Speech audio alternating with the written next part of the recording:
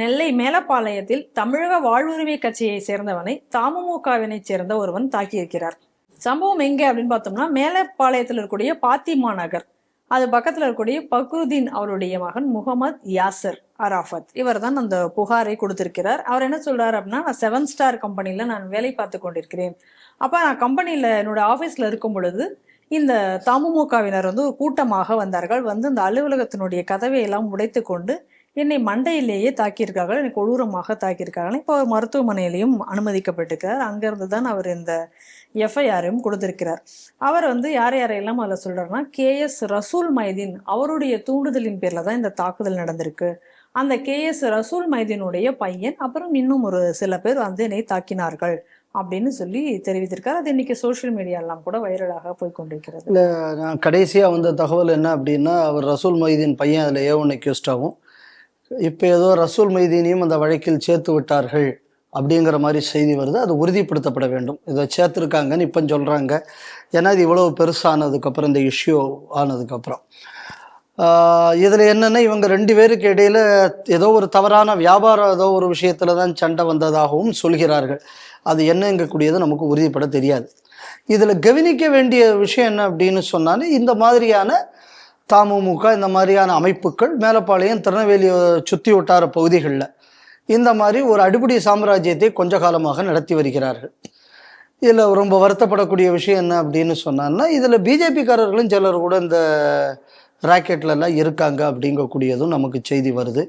அதை மதச்சார்பின்மைன்னு சொல்லுவாங்களா, எப்படி சொல்லுவாங்கன்னு தெரியாது. ஏன்னா இப்போ ட்ரெண்ட் எப்படி இல்லாமல் போயிட்டுருக்கு.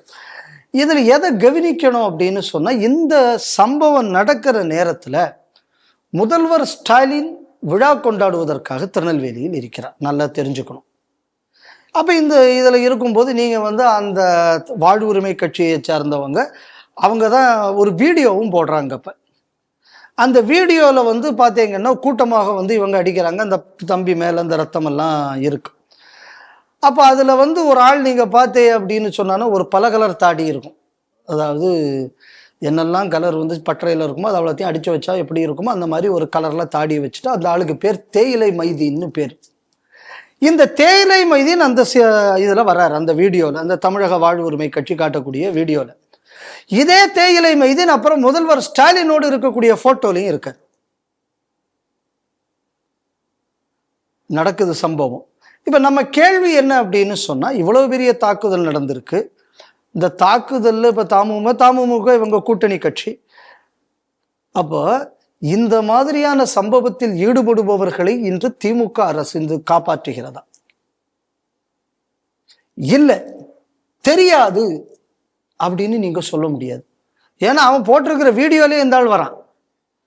அப்போ அதை மீன் நீங்கள் வந்து ஸ்டாலினுக்குள்ள இதில் நீங்கள் விட்டுருக்கீங்க அப்படின்னு சொன்னால், இல்லை நாங்கள் வந்து எல்லா அஃபென்ஸையும் நாங்கள் தடுக்கணும்னு தான் நினைக்கிறோம், நாங்கள் இதற்கு ஆதரவு தெரிவிக்கலை அப்படின்னு சொல்லியாச்சுன்னா, இப்படிப்பட்ட சம்பவத்தில் இருக்கிறவரை நீங்கள் ஸ்டாலின் கிட்ட விடுறீங்க அப்படின்னா, சீஃப் மினிஸ்டருக்குள்ள செக்யூரிட்டியை காம்ப்ரமைஸ் பண்ணுறீங்களா இல்லையா? நிச்சயமாக. இப்போ 2 விஷயத்தில் ஏதாவது ஒன்றை ஒத்துக்கணும். ஒன்று, சீஃப் மினிஸ்டர் செக்யூரிட்டியை பற்றி நாங்கள் கவலைப்படலைன்னு போலீஸ்காரன் சொல்லணும். இல்லை, சீஃப் மினிஸ்டரோடு அவர் இருக்கிறதுனால தான் இந்த மாதிரியான ரவுடித்தனத்தை பண்ணுவதற்கு அவருக்கு ஃப்ரீ லைசன்ஸ் கொடுத்துருக்கோங்கணும். 2ல் எதை தமிழ்நாடு காவல்துறை ஒத்துக்க போகுது? வேடிக்கை என்னன்னா, இந்த எஃப்ஐஆர் வந்திருக்கு. இந்த எஃப்ஐஆரில் வந்து இந்த தேயிலை மைதீன் பேரே இல்லை. ஆனால் அந்த வீடியோவில் அந்த தேயிலை மைதீன் வர்றாரு. ஏற்கனவே இதே மேலப்பாளையத்தில் முல்லான் சையத் அலின்னு ஒருத்தன் சுற்றிக்கிட்டு இருக்கா, நம்ம பார்த்தோம். போலீஸ்காரங்களே மிரட்டினதை பார்த்தோம். அதுக்கப்புறம் இந்த முல்லான் சையத் அலியை வந்து வேற ஒரு கேஸில் இது பண்ணுறாங்க. சாயங்காலமே அவன் வெளியில் வர்றான். அவன் மேலே எக்கச்சக்க கேஸ் இருக்கு.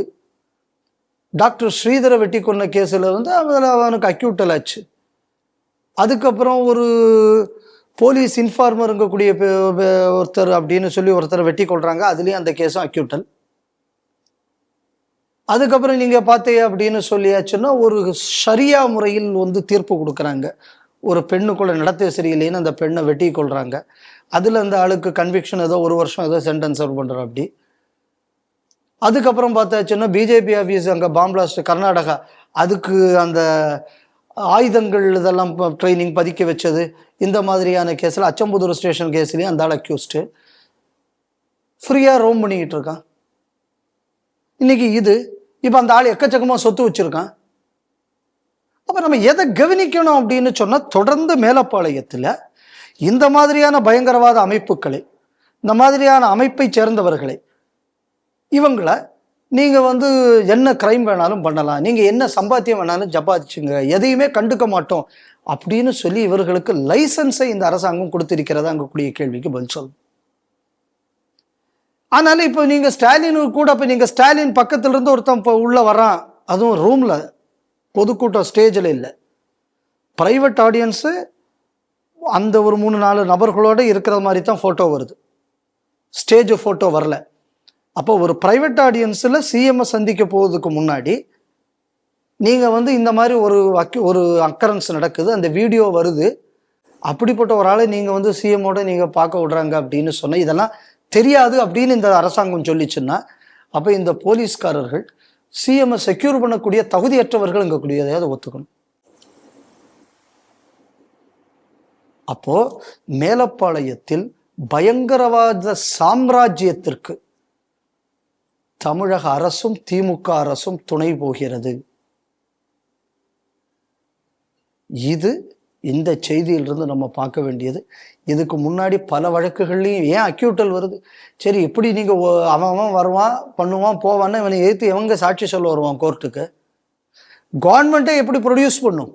கேஸ் நடத்துறது போலீஸ் கையில். எப்படி ஆதரவாச்சு? இப்போ இவங்க இவ்வளவு துளுக்கு மேலே நீ கேஸ் போட்டிருக்கீல, இவ்வளவு போராட்டத்துக்கு அப்புறம் தான் கேஸே போட்டிருக்கு. இந்த கேஸ் எப்படி கன்விக்ஷன் வரும்? சரி, நாளைக்கு இவனை எதிர்த்து இவனா சாட்சி சொல்லவோ இல்லை தான் வேலை செய்ய அவன் இவன் உயிரோடு விட்டு வைப்பானா? ஏன்னா இப்படிப்பட்டவனை நீங்க சிஎம் உடைய கூட்டி நிறுத்தி வைக்கிறீங்கள, அப்புறம் எந்த போலீஸ்காரன் தைரியமா நடவடிக்கை எடுப்பான்? யோசிச்சு பாருங்க. அதனால இன்னைக்கு இருக்கக்கூடிய பயங்கரவாதி எல்லாம் இன்னைக்கு சொல்லலாம், நாங்கள் குற்றவாளி இல்லைன்னு நீதிமன்றமே சொல்லிவிட்டதை எப்படி நீ குற்றவாளின்னு சொல்லும்? போலீஸ்காரன் உங்களுக்கு இப்படி சாதகமா நடந்துகிட்டா எங்க போய் சொல்ல போகுது? அதனால நான் இந்த சம்பவத்தை ஒரு கிரைமாக மட்டும் பார்க்கல.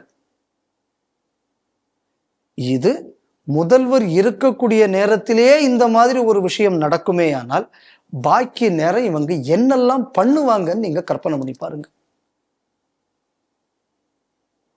எப்படிப்பட்ட ஒரு பயங்கரவாதிகளின் பிடியில் தமிழகம் சிக்கி இருக்கிறது. இதற்கு ஆதரவாக காவல்துறையும் செயல்படுகிறது, அரசும் செயல்படுகிறது அப்படின்னு சொன்னா எப்படி சாதாரண மக்கள் பயங்கரவாதத்துக்கு எதிராக போராட வருவார்கள்?